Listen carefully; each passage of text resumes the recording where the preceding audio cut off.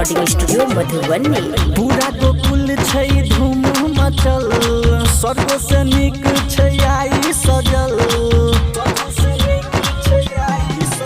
हाँ पूरा गोकुल छै धूम मचल, स्वर्ग से नीक छै आई सजल। सब दैला एलै बधैया यो, एलै यशोदा घरे कन्हैया यो। सब दैला एलै बधैया यो।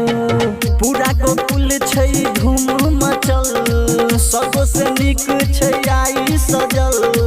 पूरा गोकुल छै धूम मचल, स्वर्ग से नीक छै आई सजल। सब दैला एलै बधैया यो, एलै यशोदा घरे कन्हैया यो।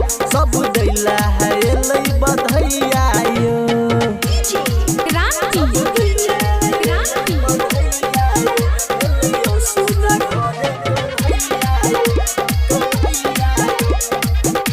रूपम रिकॉर्डिंग स्टूडियो मधुबनी। ललके कृष्ण अवतार यो भैया, धरती के उद्धार ला। पापी के नाश करैला एलखिन कंस के संहार ला। हाँ ललके कृष्ण अवतार यो भैया, धरती के उद्धार ला। पापी के नाश करैला एलखिन कंस के संहार ला।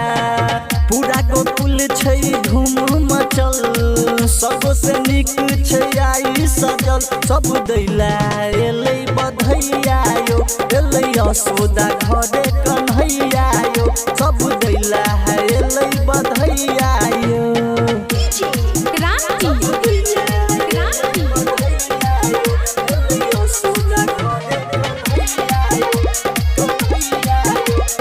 रूपम रिकॉर्डिंग स्टूडियो मधुबनी। खेला गजब के छै निराला, मोहन मुरारी के। बंसी बजाबे रस रचाबे, संग में राधा दुलारी के। हाँ खेला गजब के छै निराला, मोहन मुरारी के। बंसी बजाबे रस रचाबे, संग में राधा दुलारी के। पूरा गोकुल छै धूम मचल, स्वर्ग से नीक छै आई सजल। सब दैला एलै बधैया यो, एलै यशोदा घरे कन्हैया यो।